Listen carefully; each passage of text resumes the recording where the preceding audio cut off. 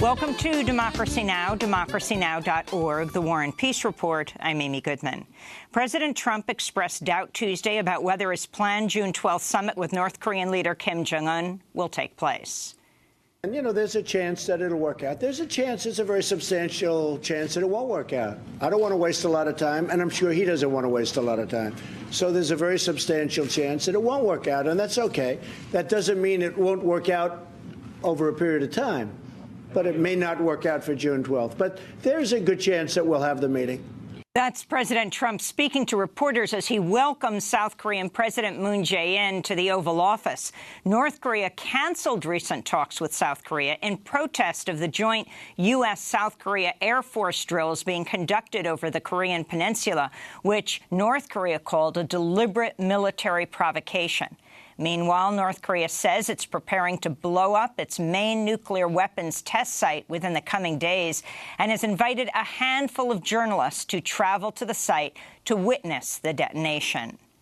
On Capitol Hill, Congress passed sweeping legislation to exempt thousands of banks from key regulations in the 2010 Dodd-Frank Wall Street Reform and Consumer Protection Act, meaning the vast majority of banks will no longer have to follow the regulations aimed at preventing another financial meltdown. The Dodd-Frank Act was passed after the 2008 financial crisis, which was provoked by years of risky lending by Wall Street banks. Yet in a rare bipartisan effort Tuesday, House lawmakers voted 258 to 159 to exempt banks with less than $250 billion in assets from many of these regulations, even though banks' profits are soaring. A report issued Tuesday from the FDIC, the Federal Deposit Insurance Corporation, said the net income of banks and saving institutions hit $56 billion in the first quarter of this year, a 27% increase from a year ago. 33 Democrats joined their Republican counterparts in voting for the financial regulation rollback, which, if signed into law, would leave fewer than 10 banks in the U.S. subject to stricter federal oversight. We'll have more on the regulation rollback after headlines. The Palestinian Authorities demanding the International Criminal Court investigate the Israeli military for alleged war crimes carried out against Palestinians since 2014.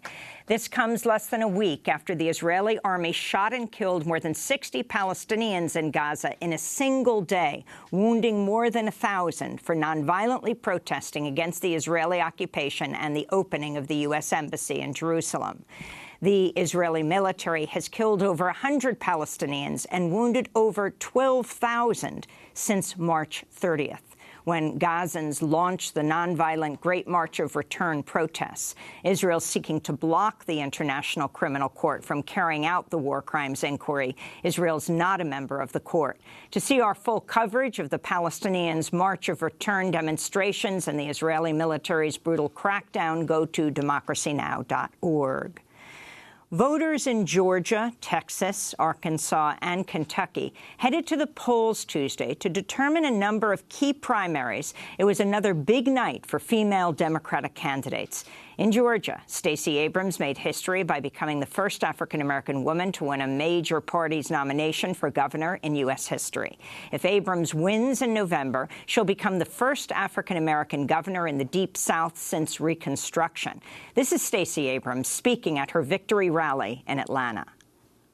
We must remember that we're in the state where the red clay gives life to generations of dreamers. A state where when Martin marched on ballot boxes and challenged a nation's conscience. A Georgia that gave us the godfather of soul, the queen of the Met, and sent a peanut farmer to the Oval Office. That is our Georgia. Meanwhile, in Houston, Texas, Lupe Valdez made history by becoming the first openly gay and first Latina candidate to win a major party nomination for Texas governor. We'll have more on Tuesday's primaries later in the broadcast. The Guardian is reporting that former New York City Mayor Rudy Giuliani, who's now one of President Trump's lawyers, helped OxyContin maker Purdue Pharma protect its profits and avoid prison time for its executives back in the mid-2000s. Giuliani represented Purdue Pharma in an investigation into the company's deceptive marketing practices launched by the U.S. Attorney for the Western District of Virginia. Giuliani helped Purdue win a deal that limited future prosecution of the company, avoided prison time for its executives, and permitted Purdue to continue doing business with the federal government, allowing Purdue to continue raking in billion-dollar profits. OxyContin is at the center of a national opioid epidemic that's killed an estimated 300,000 people since the late 90s. In Afghanistan, at least 16 people have died and dozens more have been wounded when a car bomb exploded as members of the Afghan security forces were attempting to defuse it. The majority of the victims in Tuesday's explosion in the southern city of Kandahar were civilians, including children. This comes after the Taliban attacked 2 government centers in the southern province of Ghazni late Monday, killing at least 22 Afghan police officers. In Pakistan, a severe heat wave in the city of Karachi has killed at least 65 people as temperatures have topped 104 degrees Fahrenheit. The deaths were reported by the organization that runs the city's central morgue, although city officials have not yet confirmed the death toll. Scientists say soaring temperatures linked to climate change could make parts of South Asia too hot for human survival by 2100. In Nicaragua, the InterAmerican Commission on Human Rights has condemned the Nicaraguan government's bloody crackdown against protesters last month.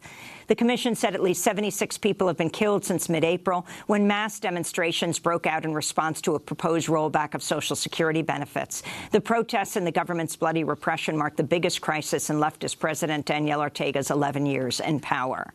Back in the United States, officials of the Environmental Protection Agency barred multiple journalists from covering an EPA summit on water contamination at EPA's D.C. headquarters Tuesday, with one journalist reporting she was shoved out of the building by security guards. The reporters were from CNN, the Associated Press, and E&E News. The journalist who was shoved, Ellen Nickmeyer of AP, was ultimately allowed into the afternoon portion of the meeting. The meeting was about nationwide water contamination from the chemicals PFOA and PFOS, which are used in Teflon and firefighting foam. The attempt to exclude some journalists from Tuesday's hearing comes as EPA Administrator Scott Pruitt, who spoke at Tuesday's meeting, is facing an escalating scandal about how his agency and the White House have suppressed the publication of a federal health study about the dangers of these chemicals after a White House aide warned its publication would cause a public relations nightmare.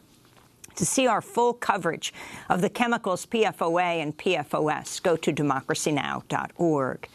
10 women who work at McDonald's have filed sexual harassment complaints with the U.S. Equal Employment Opportunity Commission, accusing male co-workers and supervisors of groping them, propositioning them for sex, and making lewd sexual comments. The women also say their supervisors ignored their complaints about sexual harassment or retaliated against the women for reporting the abuse. Meanwhile, Southern Baptist leader Paige Patterson has been removed as president of Southwest Baptist Theological Seminary after thousands of people signed a petition demanding his ouster over his previous comments that objectified and demeaned women, including saying female seminarians should work hard to look attractive and that women abused by their husbands should stay with the abusive men. And a federal judge in Virginia has ruled in favor of transgender student Gavin Grimm, who sued his local Virginia school district for the right to use the bathroom that matches his gender identity. In Tuesday's ruling, Judge Arenda Wright Allen said federal law protects transgender students like Grimm and that the school district had subjected him to illegal sex stereotyping. After the ruling, Grimm said, quote, "I feel an incredible sense of relief. After fighting this policy since I was 15 years old, I finally have a court decision saying what the Gloucester County School Board did to me was wrong and it was against the law," unquote. To see our interview with Gavin Grimm, go to democracynow.org. And those are some of the headlines. This is Democracy Now!, democracynow.org, The War and Peace Report. I'm Amy Goodman. And I'm Juan Gonzalez. Welcome to all of our listeners and viewers around the country and around the world.